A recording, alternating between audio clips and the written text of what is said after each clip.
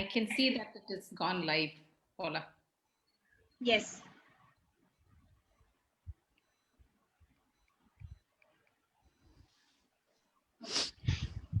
So, a very good afternoon to one and all, whoever is watching the Facebook Live today.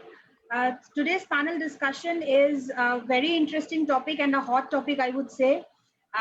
Recently, the National Commission for Allied and Healthcare Professionals Act has been signed off by the President, our Honorable President. So today's panel will be discussing on the Act, the higher education policy, and its impact on eye care. So I will be introducing the panel one by one. We have Dr. GVS Murthy. Dr. GVS Murthy is the director of Indian Institute of Public Health, Hyderabad, India. He also heads the South Asia Center for Disability Inclusive Development and Vision Research. He is Vice President South for Public Health Foundation of India, and is also Professor of Public Health, Eye Care and Disability for London School of Hygiene and Tropical Medicine. Welcome, Dr. Murthy. Thank you, Paula. We have Dr. Geeta. Dr. Geeta is a clinician scientist. She is a professor and founder dean of School of Medical Sciences at the University of Hyderabad. Her experience and expertise is in the area of ocular tumors and stem cell biology, where she has contributed cutting-edge research that has led to bench to beside applications. Today, Dr. Geeta will be talking on the higher education policy and discussing the impact on eye care for our fraternity. Good afternoon and welcome, Dr. Geeta.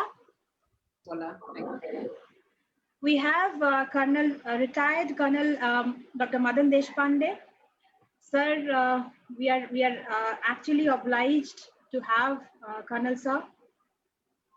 He completed his MBBS in 1964 and his MS Ophthalmology in 1972. He has served the Indian Army from 1964 till 1991. And during this period, he was instrumental and actively involved in both the 1965 and 1971 Indo-Pak wars at the forefront with the infantry. He has multiple awards in his name. To name a few, Dr. Sri Ganesh Oration Award by Karnataka Ophthalmic Society in 2019. Tamil Nadu, Dr. G. Venkateswamy Community Ophthalmology Oration Award 2015, Lifetime Achievement Award ECOIN 2014, and many more to his cap. He has to his credit the conception and development of H.V. Desai Eye Hospital, which was set up in the year 2000 as a chief architect. And he gave his technical expertise and advice. Colonel Deshpande is also an advisor to the OCI team. I would welcome Colonel Deshpande. Very good afternoon and welcome, sir. Thank you, Paula. And last but not the least, we all know our favorite Dr. Krishna Kumar.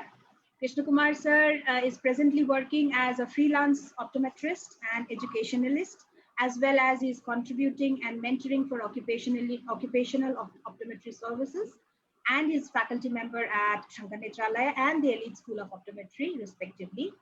He also serves as an advisor for Aravind Fellowship in Optometry, Aravind Eye Hospitals, Chennai, and he is also among the advisor of Optometry Council of India.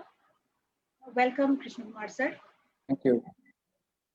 Now I'll hand over to Nilesh sir and Lakshmi ma'am.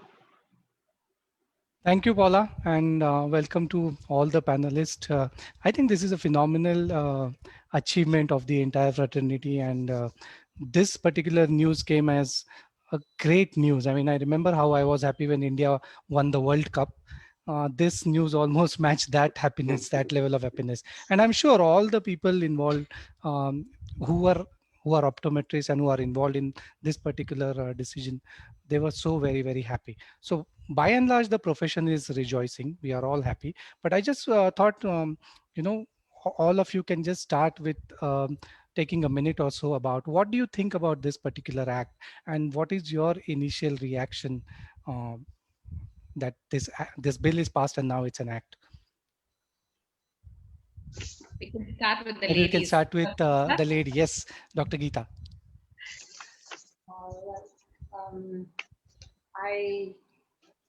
I'm interested in two things. So number 5 and number 8, I think the schedule.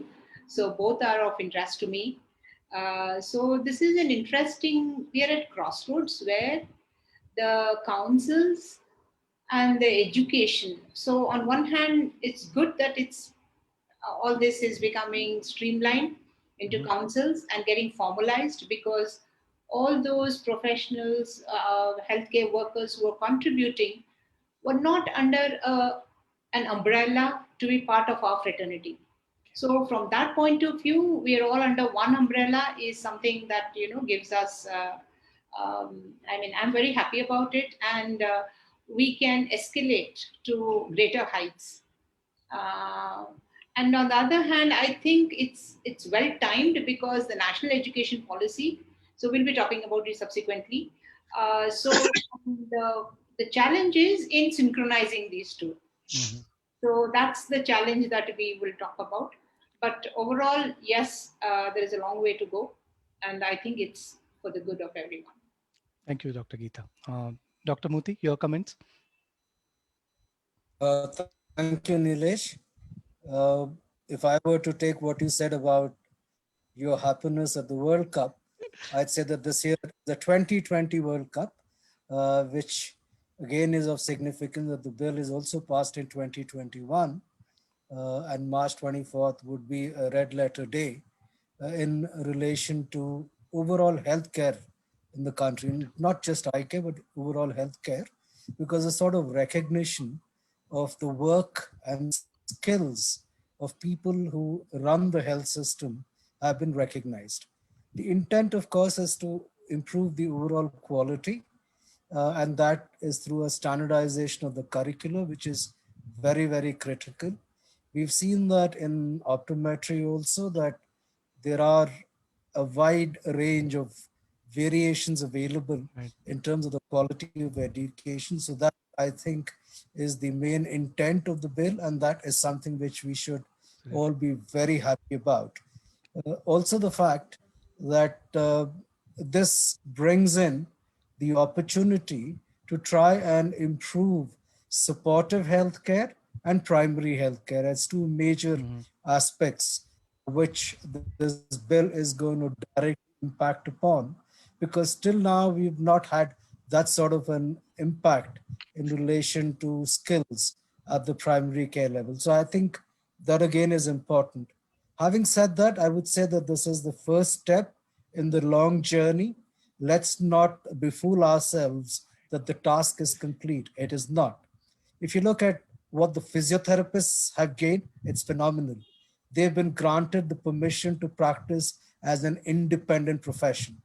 Whereas in relation to eye care, especially optometrists, ophthalmic assistants, it's a gray area. There is no clarity.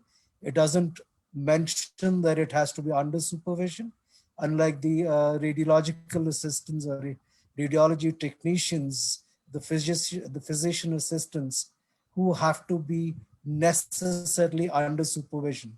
For optometry, it does not mention under supervision, but unlike physiotherapy, it does not give it as yet an independent status. And I think that would be very, very important going forward, that whatever gains one sees from the bill need to actually be translated into real gains, seeing that the divide between ophthalmic assistants and optometrists, how that could be bridged by some sort of bridge courses to bring everybody on par going forward.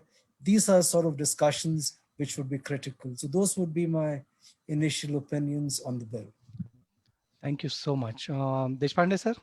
I would say that with this commission, a large section of eye care personnel restored the respect, got their position right, and now the task is big enough. Already much has been said by Dr. Murthy and others.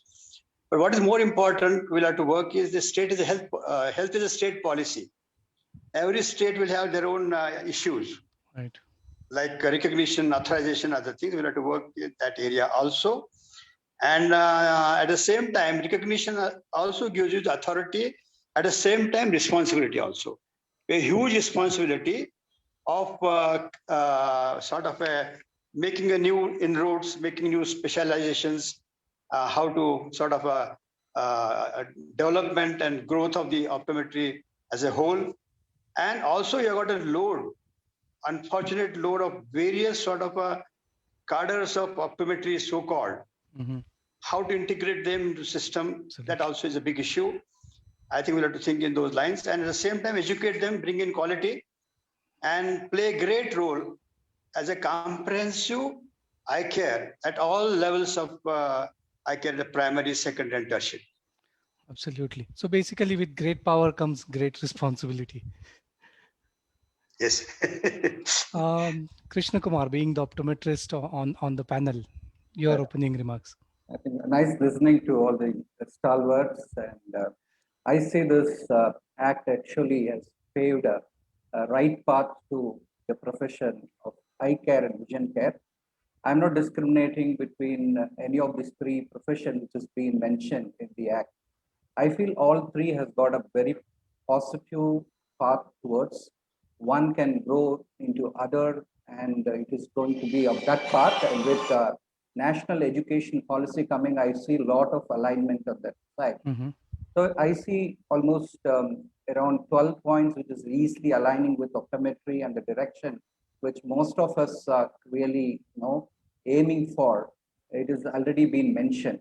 The only thing it is, as Dr. Murthy was telling about, there is no open mention about whether you are going to be an independent practitioner or not, but there is an indirect mention as to whether you are going to be an allied health or healthcare professional. That actually gives the path towards whether you're going to be an independent practitioner or not. Okay. So having said that, I thought it will be a great opportunity for me to look back how these things have evolved. So I was thinking that in 2008, when Dr. Badrinath called me, actually said, KK, I think it is a high time that we should have some kind of oration in the Palkiwala Foundation, that they were coming and requesting me. Is it possible for us to have someone come and talk about recognition and regularization and regulation of eye and vision care, predominantly from the perspective of optometry in this country? I think that visionary has thought about in 2008. And I'm just looking back when this act was coming through, the bill was coming right from 2007 and now in the recent past, I could see a lot of goals which was being set or at least visualized by Professor J.M. Enoch, who gave the Dr. Palkiwala Foundation Memorial Talk in 2008, has been almost there. I think that is something which I feel we should be looking back on that perspective. The second thing which a lot of times I used to hear, are we a technician? I'm not telling anything less or more. Are we a technician or a clinician? This dilemma was more resolved in this act, according to me. And I feel that I think people need not to worry whether you are a technician or a clinician. I think we can have one clarity that we are going to be a clinician under this act, is something which I felt is a big milestone by itself.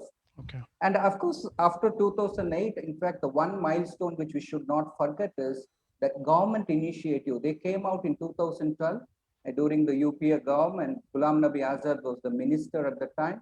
He came out with a mapping exercise of allied and health sciences. That was, I felt, it's a very big turning point of mapping almost all the allied health sciences. At that time, they were saying 60 odd different professions.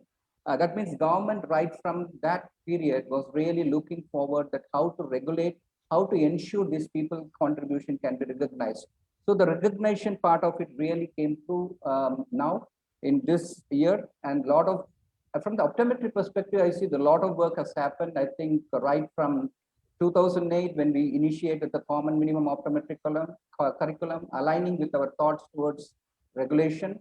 Second, we thought about this entry-level competency matrix thing, which at present we are re-looking into it.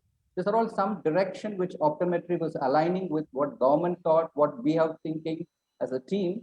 And I see there is, it's a timely one, as Dr. Geeta told, it's a timely one. It happened when national education policy were well thought about. And I see a lot of alignment once again. I feel it is a very positive act, and I see there is going to be a great eye care, vision care towards the benefiting the community at large. And our contribution towards the public health community will get recognized more and more now. With the great support of Dr. Murthy and the government, I feel it will be of great direction forward. Awesome.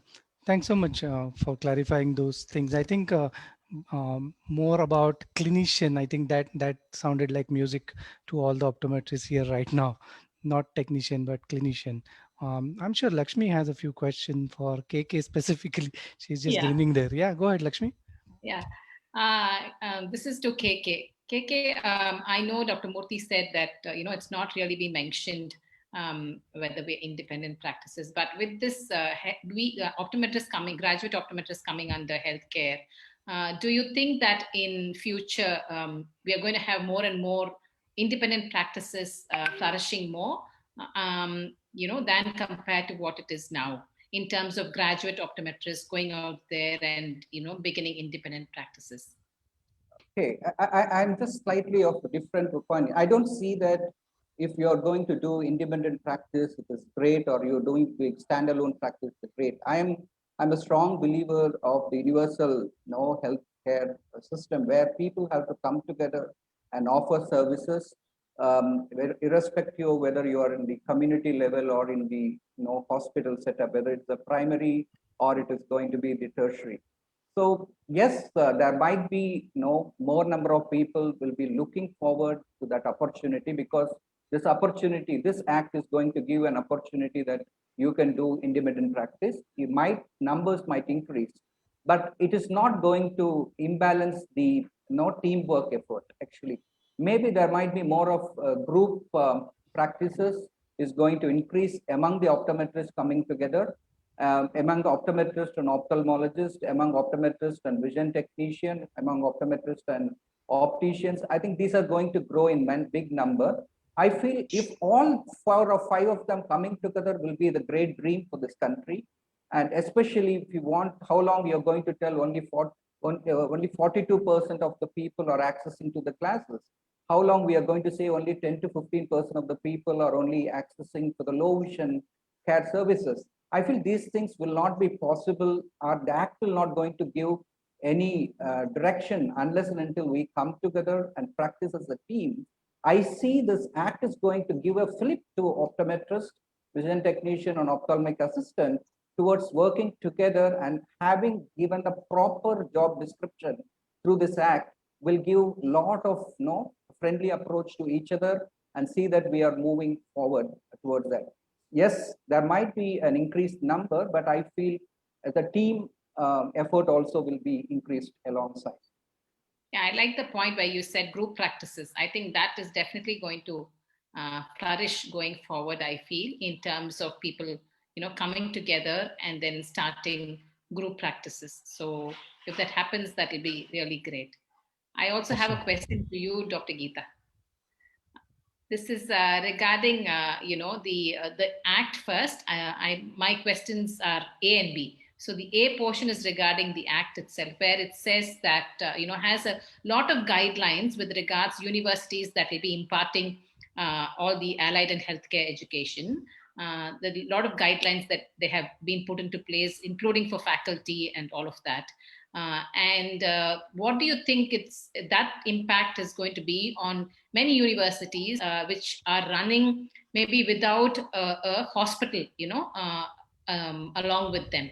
For example, like a proper university-based optometry curriculum versus an optometry that's been run, let's say, by a college which has an accompanied hospital along with that. Because they have also said that many of the state medical colleges are going to open up for all these healthcare and allied courses as well in many of the states. So where do you think these standalone universities, what's the impact of this act on these standalone universities which do not have an accompaniment in terms of, a hospital environment? That is question number one. And question number two is, how do you think that these various levels of eye care, how are they going to, what do you feel your vision is in terms of integration with the national education policy as well?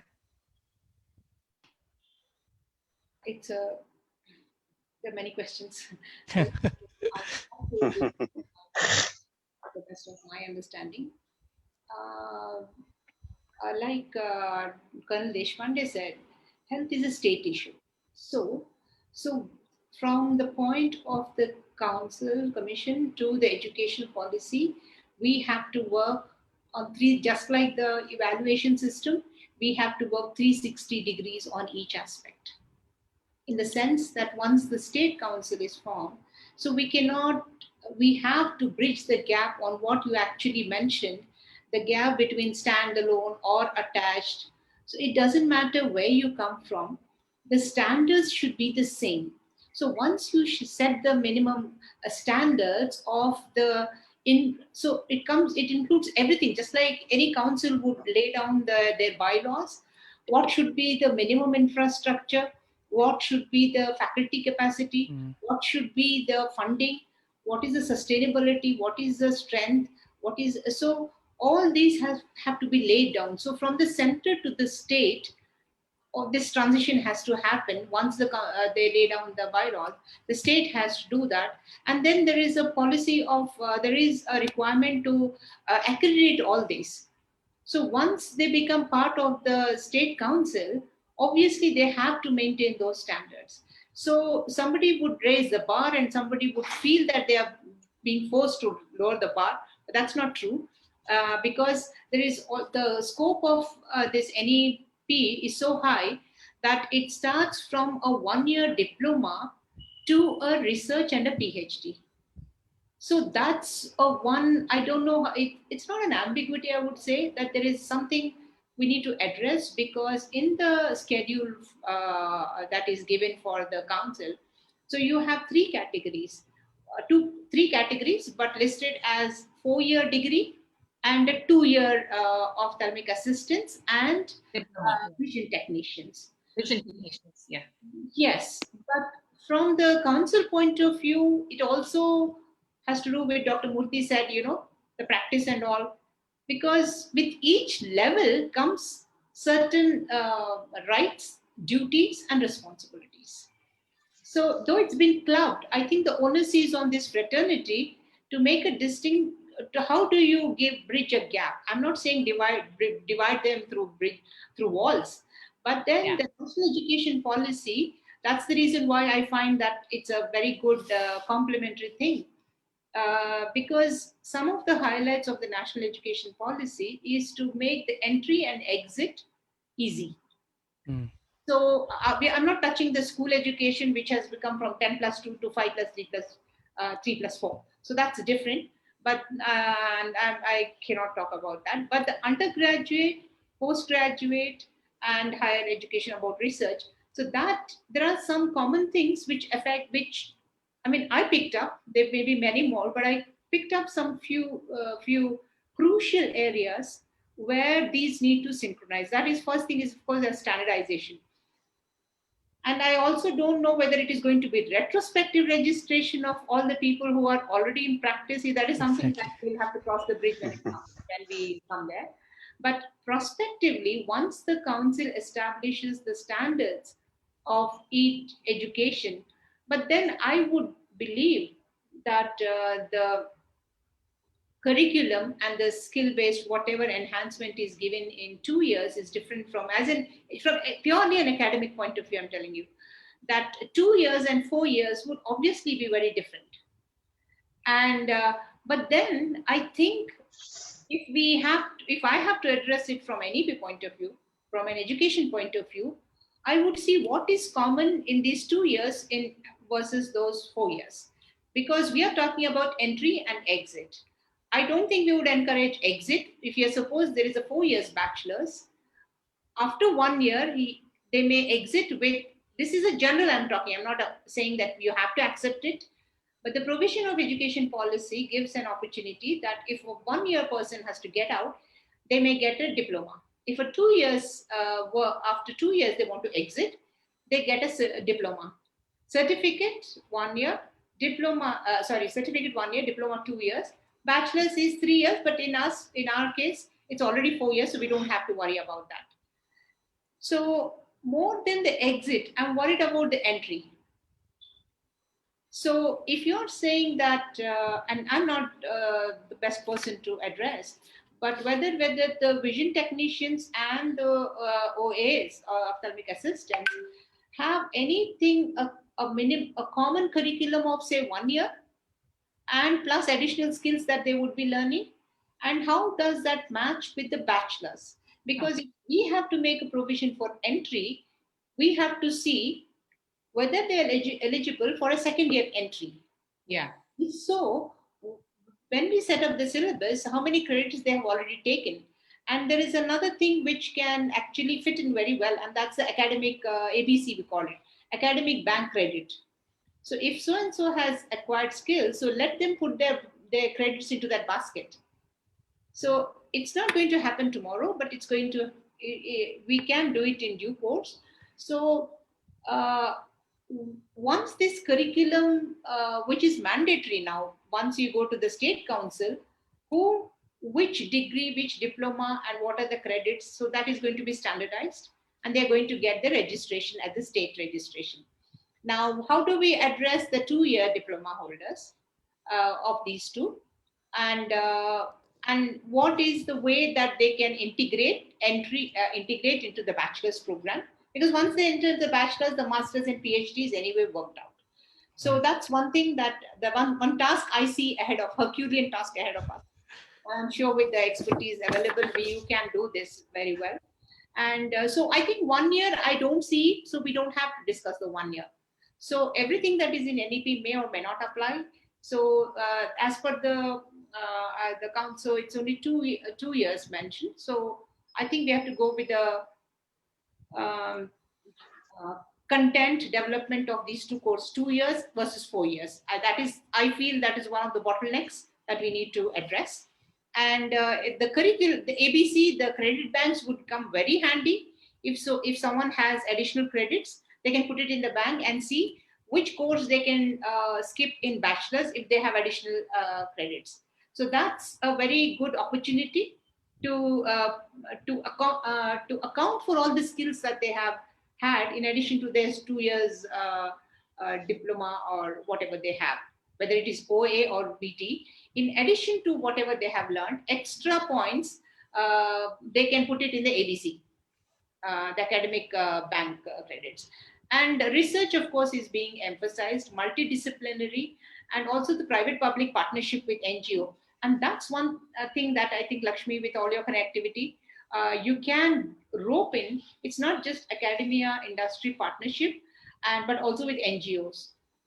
And that's the panel itself explains your thought process, because you've brought in everyone, and that's actually the way to grow. Academia industry partnership was known, so the skill development part of it is where the companies have always come forward, like Zeiss, I know, of an academic institution, and many companies come forward giving fellowships or setting up something, and that's the best way to integrate. And another thing they can do is the startup culture, which is part of, again, the NEP, some of the highlights which our university also has discussed, the innovation of the startup culture, which goes hand in hand with this. That is where the industry partners, NGOs, can come up with a plan and help these students to come up with an idea which they can incubate in these incubators, which are in the BioNest or whatever you call it, and then take it forward. And that's where the industry role comes in. And NGOs, of course, Dr. Murthy will talk about it. So to summarize, and one more thing is outcome-based evaluation. All of us have been noting that the education is different from practice. Whether it is engineers, whether what you read in theory is totally different from practice. So that is the bridge that all of us need to bridge that gap, in the sense that the outcome-based, those of us who were there in the Erasmus Plus grant, where 9 countries got together and harmonized the syllabus of the optometry program with the European diploma. And that was education to me, actually. So we count the new pedagogic techniques that is being emphasized in NEP. So we have been talking about teaching, but we never talked about how much is the learning quotient. So the credits which we calculate is per the number of hours the teacher teaches. But the European diploma counts the credits based on the learning quotient, by the number of hours the student spends. So outcome-based evaluation, lifelong learning, what is it's called, and then the new pedagogic techniques and evidence-based practices, all that. I think we got a very training of the trainers. I feel when we worked through that Erasmus grant, Erasmus we project. went through all these things which are now being talked about in both these policies. Right. And I think that's very useful, and those who have been with that should all come forward and reiterate what we have learned and practice it. Awesome. So Thank it you. seems there's a lot on the plate of all the academicians, and education is going forward. This is just the beginning, right? We have a lot of work to do together. Before we proceed, if you have any questions, all those who are listening, if you have any questions related to the Act, please feel free to post your questions on the chat, and we'll try to take as many as possible. I think I have something for Colonel Dr. Deshpande sir, because I've seen him, I've been seeing him for quite a few years now. Unka public health, I've seen his work in public health, the work he has put in with HV Desai Eye Hospital, also the College of Optometry at the HV Desai Hospital, right? So sir, how do we get more and more youngsters and the students and young graduates get more interested in public health? How do we sensitize them? That's my first question. And the second one is, with this act, is it possible for the institutes to have more vision centers going forward? Both are very interesting things.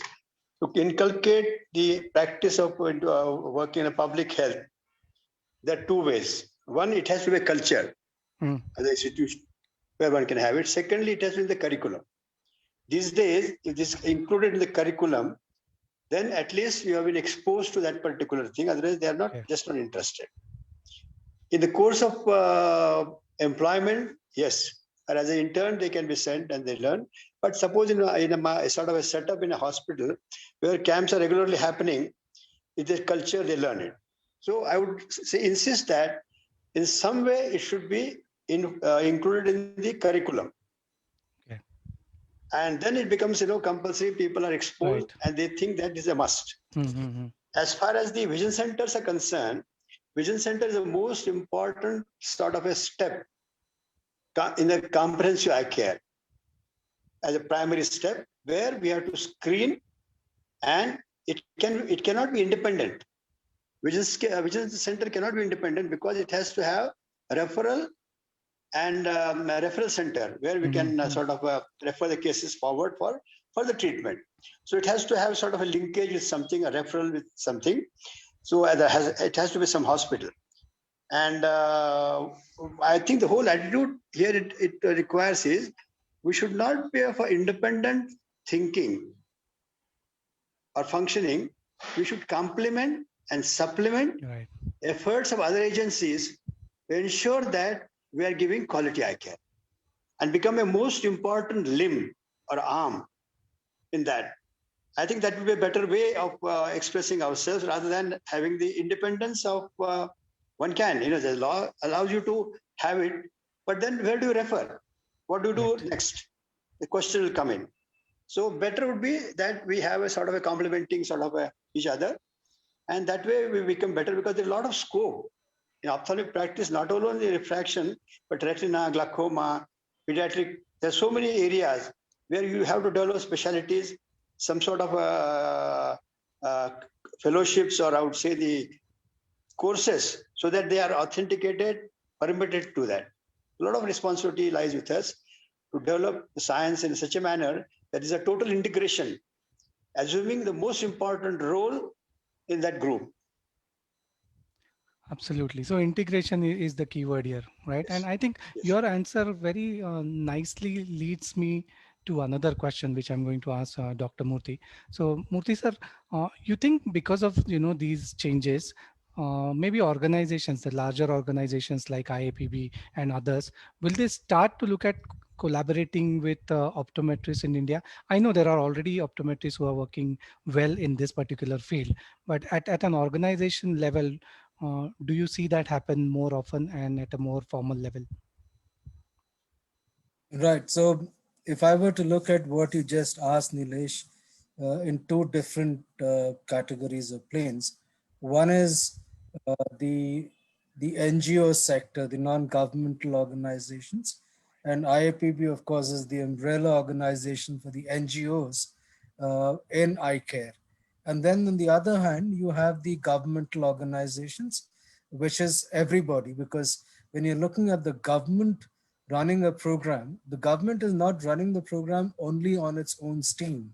It is looking at all resources that are available within the country or within the universe to actually deliver a set of programs or activities. So if you look at the organizational ethos of the two sectors, there may be some differences.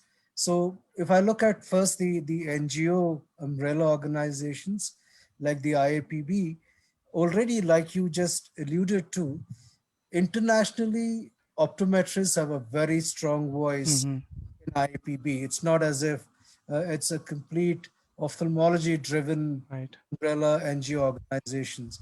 Organizations like Optometry Giving Sight have a lot of say in the policies. And Absolutely. people like Coven, who have been leading lights in the IAPB, are optometrists in general.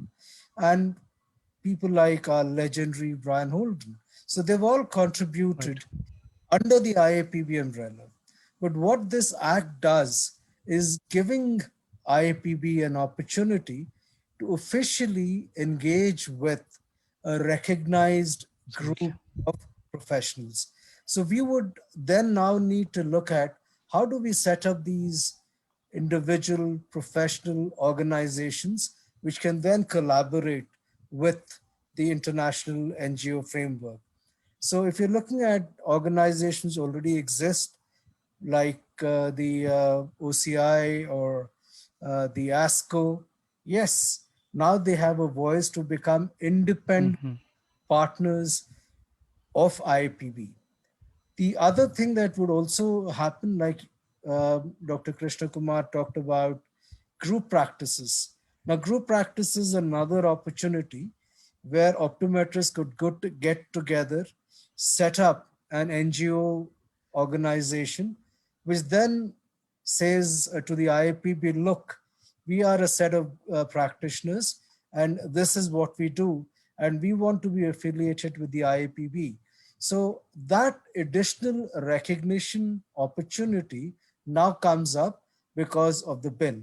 So that is on one side. On the other side, if you look at the governmental organizations, because at the end of the day, the IAPB works with the WHO, together you have what we've talked about, the right to sight. And in that also, the new act should help us to try and get into the state government bodies, the national government bodies, into the World Health Organization, getting the point of view across from Indian optometrists, saying that, look, this is a distinctive characteristic that we have as Indian optometrists. The sort of primary eye care work that Indian optometrists do is very different from what is done in the rest of the world. And believe me, that is something very unique. And therefore, there is space even in the governmental sector. When you look at something like the Vision 2020 India, it is bringing together the government as well as the NGO sector together. And optometrists should look at playing a role on both sides and not just look at IAPB as one extension. Similarly, Indian optometry could also try and lead. If you look at, all of us are talking about COVID vaccines. Just for your information, there is a vaccine alliance globally, which is led by India. India is the prime mover of the vaccine alliance globally. So why can't it be that Indian optometry also gets its act together and says, we would play that sort of a collaborative and lead role to bring together the different threads in at least the South Asia context of the way optometry is practiced and put it for global consumption and global good in terms of vision for people. I think that that is great that if all of us can look at, being the leader in world optometry rather than just looking at, doing well in India. And looking at this, I think the opportunities are only increasing, right, Lakshmi? What do you Yeah, think? Dr. Murthy, you just stole words from my mouth. Actually, yesterday I just had a call with Jude Stern from IAPB, Yeah. and I did tell her that the resource that we can offer in terms of South Asian countries, as far as eye care and optometry is concerned, I think we have some learnings from whatever paths that we've taken. In terms of integrating various sectors. So you really stole the words from my mouth when you said that. So yes, I think that is definitely a strong point as far as India is concerned. Um, and now I'd like to ask KK. There are a few questions that have been coming on Facebook, KK. We all, I think, when we read the act, are very clear that the concentration, as far as the act goes, in terms of what it is spelled, is more in terms of standardization, education, educational organization and institutions, entry, exit, exam, and all of that. But the bill is very, very silent when it comes to practice and practice rights. So there are questions asking, what would be the practice guidelines as far as Exactly. optometrists are concerned, and is the state council going to form them, and is it going to be different in different states? You can answer that, and then after that, maybe I'll add to it after you answer. Yeah, I think that's more relevant question. But I think practice, I think the act can't act, dig into all the nitty gritty, because from education perspective, already that set rules and regulations are there for other educational system. So it is easily can, rather it's cut and paste. If you really look into most of it, a lot of things have been cut and paste. Now, from the practice point of view, if you can touch, there are few fine points have been touched upon. The one of the biggest point I see is we are all going to get registered into one thing. That means, and second important thing, please understand, they have given in the last annexure, they have mentioned that the code, which is aligning with International Standard Classification of Occupation 2008, there the description of 2267 was clearly mentioned. Okay, there might be some variation. Definitely the state government probably try to bring in, but I understand the larger policy of the central government will be taken up by the state government, especially related to health practices. Of course, on educational side, I'm expecting some kind of challenges we might go through. But in terms of practice, I think it is well directed. Maybe when we have to expect this fine details is we have to wait for this professional council, ophthalmic sciences professional council. You will be getting more in detail, practice related information. But I think this act has touched upon three important key points, which I feel it is very good. I think that is the maximum they could do within that framework. But one challenge we had, which I think today people are talking, in the last bill, 2018 bill, and even the 2020, there was a mention in the class 31 about the grandfathering of the existing practitioner. Yeah. To the extent that they agreed upon, to some, it has been agreed upon. It was many associations rarely wrote to the standing committee that we have to retain. Unfortunately, or for some reasons, the standing committee felt there might be a lot of infusion of the fake practitioner, because they can't think only for optometry. It might be because of other professions. The 56 different professions are coming to think. Probably they have to remove it in the present thing. Maybe that part of it, maybe the state council has to take up, where different associations has to play. Maybe that is the only difference I see, that from the state council approach to the national commission suggestion. Probably that's the only thing I am really vouching for. Yeah, just to add on to that, KK, this is what I wanted to add. So from whatever interactions we've been having, the government is very clear that they don't want to dilute standards, like what you said. If they do that, then the fake certification becomes more of, for whatever reason, they don't want to dilute the standard. So what I feel, this is just my personal understanding, it can be different, is that for people who have been practicing without valid qualification and things like that, what they would do is basically give a time interval, say like 4 years, 5 years, and say that you have to get somebody employed within that period, or you upgrade yourself to a certain extent by doing a course of ophthalmic assistant or something, and so that you do not lose your bread earning capabilities.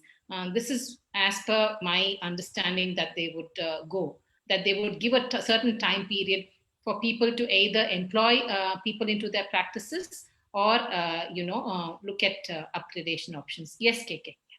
In fact, if you really look, the Act mentioned subtly towards the end of it, it also gives a scope for people who wants to do beyond their own thing. Suppose, absolutely, assume that, that gives a scope. If it's giving the scope for you to get into other registration in other council, the 10 different council, definitely it will give a scope for someone within the council to upgrade themselves and do it. That means all it says that if you have a proper certificate, educational qualification, you can apply it so that you can own to both the qualifications. Correct. So that is the biggest opportunity, so that they are trying to break down these boundaries to a large extent. Yeah. So Lakshmi, before we proceed, I've been asked a couple of questions by optometrists who are very basic questions, because sometimes, reading the Act can get a little confusing for an average practitioner. So a friend of mine who has just completed a diploma in optometry and who has his own optical clinic, right? Optical outlet as well as optometry clinic. So currently he's practicing. His question is, what happens to me now? What do I do? He has a 2.5 years of diploma in optometry.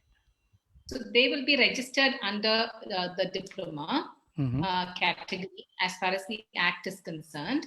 And in terms of, what extent they can do, whether they can, do refractions and things like that, that is what the council, the professional council, will be giving. So that is what KK just mentioned, that to a large extent that the practice guidelines would be given by the professional council that would be formed. Will follow. And I'm talking about opticians who have been practicing without any qualification Correct. Over generations and things like that. So for that, they will, I think, they do not want to dilute. So basically what they're saying is, we want to make sure either you're in the register or not in the register. If you're not in the register, then we will they might tell that we give you this much of time to do something. Either you employ or you do some kind of a course to get onto the register. So they want to have that control rather than giving, past all the past practitioners a blanket this thing, because they feel that will be a way to corruption as well, is what the discussions were. So currently nothing to worry about for the existing diploma holders who are in practice. They would be on the register, but what exactly they'll be allowed to do, that the professional. That's the question, right? And the other question typically comes from, a final year student or recent graduate says, suppose I have completed a 4-year B-Optom program. Will I be allowed to use any drugs, any diagnostic drugs? That is a huge question. That all that is going to be defined by the. We still don't know that. Yeah. See, we did foresee this. KK was on the task force when we did the curriculum. Right. We did foresee all this coming up. And we did add a lot of pharmacology to back up this kind of a claim in the future whenever we're going to do it. If that comes, okay. And I also want to say that using or prescribing therapeutics is only one aspect.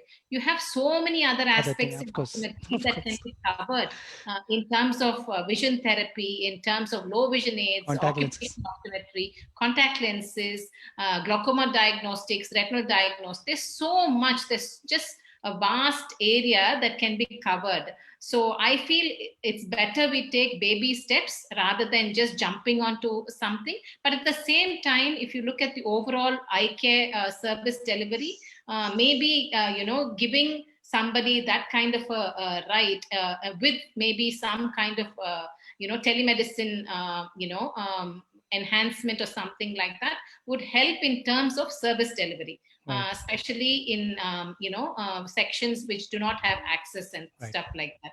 And there definitely.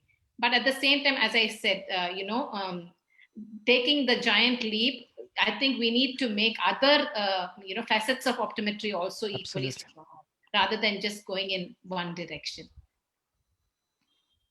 Dr. Geeta, I just have a small question in terms of my understanding. So there have been some universities which have also been running distance learning programs.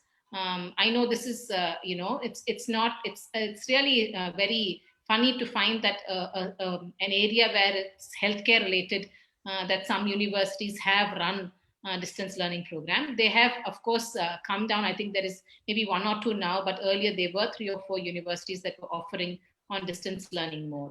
So what happens to all these people who've got these certificates? What do you think? I have no straight answer, because for all the retrospective ones, why is just the distance education? I'm just wondering, how do we go about retrospective council registration? So that's a task, again, the professional bodies have to lay down. So as of now, some of the courses, like including optometry, the distance education is not permitted. I stand corrected, but it's not, at least the university level education is not, a bachelor's degree is not accepted. But then they can all say that in the COVID times, what are we all doing? Exactly. We're all doing distance education. So, that apart, but what is important is, when it comes to higher education and universities, where they have to take up at least an integrated, a master's level program, writing the curriculum and the criteria for the faculty and the infrastructure. So once you lay down that, you just match, okay, the distance education or whatever is it, they are not pinpoint just distance education, any of the degree, does it match with the set standards that you have laid down? And that's the professional council's job. So match, yes, match it, 80%, whatever is the match, and then you give the registration to that institute, to that, and the institute will give whoever are registered, including the number of seats. Once the council forms, nobody can even increase one single seat after the number has been approved. Mm. So they have to have all the numbers with them, just like currently all the council, whether it is INC or MCI. So they cannot do. So I think it's the professional body which lays down what they need to do. And then comes the question of how do we, somebody does at a spinal level, okay, this matches, this doesn't match. So all the criteria we have to match and then give the recognition to that institute, to that person. But I don't have a straight answer for distance. Yeah, I think this question came on the Facebook chat. Lakshmi, are you there? Yeah, I'm there. I'm there. Oh, okay, yeah. Can you hear me? Yeah, we can. Yeah. Okay. There's another thing which comes, we had this problem when we talk about employment opportunities, and KK, Lakshmi, and Muti have already talked about where they can fit into primary health, like the diplomas, vision technician people. They very well fit into the public health. They even fit in, they already have government positions in different hospitals. But when it comes to the just bachelors, I'm not sure how many institutes. I heard some of the institutes are now coming up with positions for optometrists. Then do you have, other than educational institutes, which will ask for masters and PhDs for educational institutes, there will be that sector which will cater to the people with those degrees. But then, so the highest degree is taken care of, the 2 years are taken care of, but where do the bulk of the bachelors go? What are the opportunities? So I think when we prepare the professional councils thing, we have to write down the scope for each level, because that will be the basis of employment. Because there was an instance where we were faced with one of the degrees which was given in optometry of 2 years, whether it should be counted as an educational qualification or not. These are because whether the person should be screened in, screened out, and they are counted for those. So if the council doesn't recognize that degree, how can employment consider? Right. And there is a small note: this is a skill based diploma, it cannot be considered for government jobs. There is a disclaimer at the bottom of that diploma. So when we have to be careful in assigning the roles at each level, because that will be the basis of their future employment in educational institutes, where whatever are the criteria, because they have to synchronize practice, education, council, and then your jobs. They are not independent, they are all integrated. So we should talk about the same criteria across the entire spectrum of job opportunities. Okay.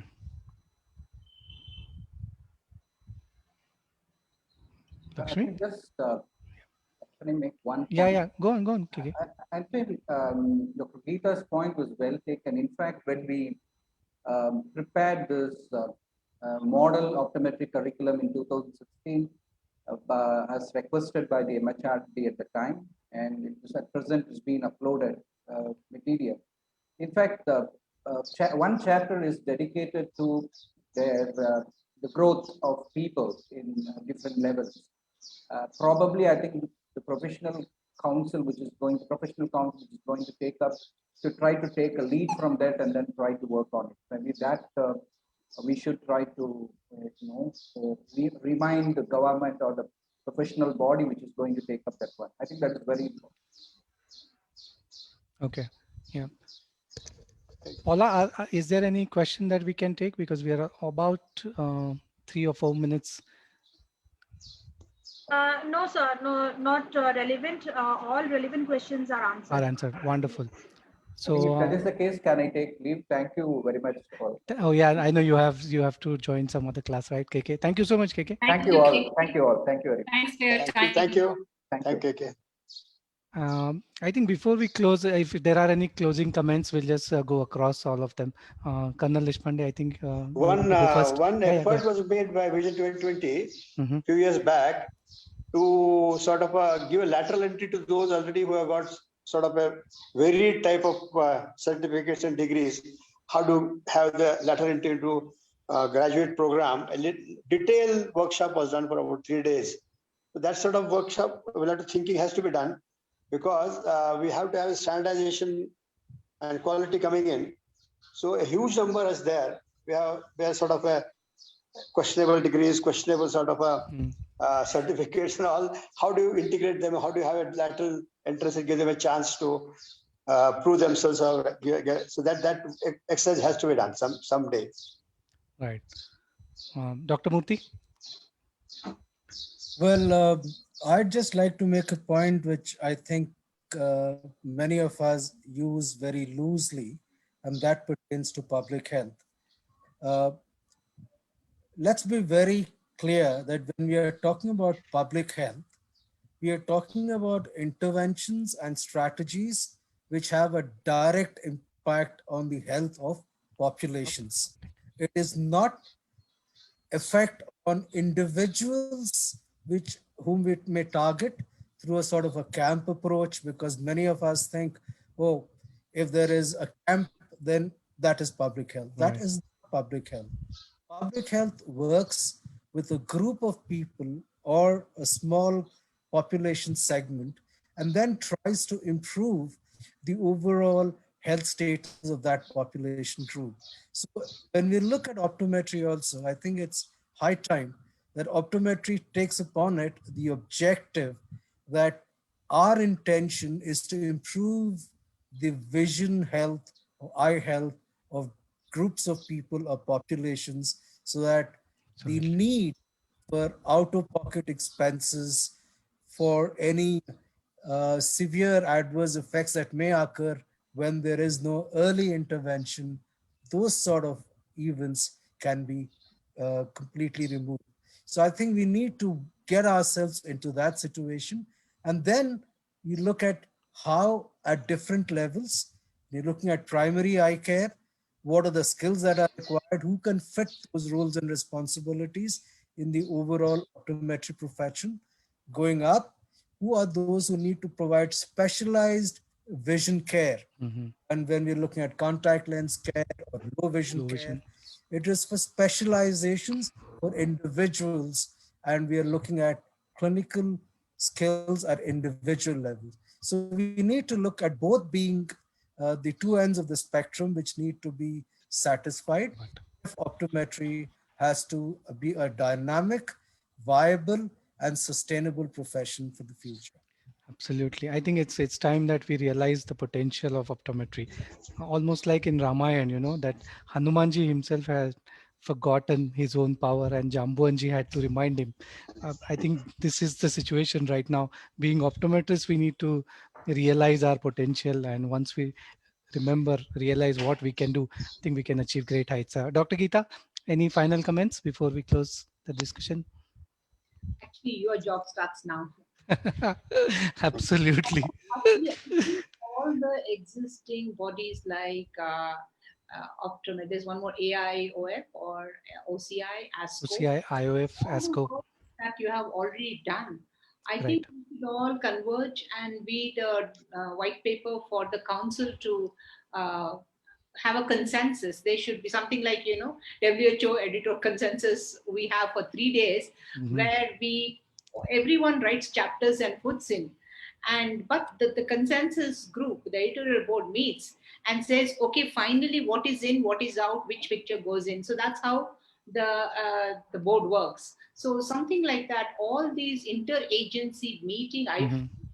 where, because the topic has not started today. You've been working for 20 know. years. So all the experience that all of you have from different bodies, whatever you call them, you should have an interagency meeting and come up with all the things that are required for the professional council. And then once all the agencies agree on it and they have a consensus, then there's no looking back. We all become much stronger in terms of, and you can fulfill any requirement, whether it is industry scale. So, immediately everyone has an answer to the questions posed to the council, what we can do, what we can't do. Absolutely. So on that note, I think thank you so much, Dr. Geeta, Professor Murthy, Colonel Dr. Deshpande, Lakshmi, Paula, both of you as well, because having these important discussions are very, very important. There are many students, many young optometrists who want to understand this, how it affects them directly and how they can contribute to the larger cause. So I think through these discussions, it makes it very easy for them. So thank you very much, those who are also attending this particular live. This will be on the OCI page, so you can always go back and, whenever you want to view certain points, you can just go back and do that. Once again, thank you very much, all of you, and all the very Thank best. you. Stay safe and take care of yourselves. Thank you. Thank you. Thank you so Thank you. much. Thank you, sir. Thank you, Geeta. Thank you.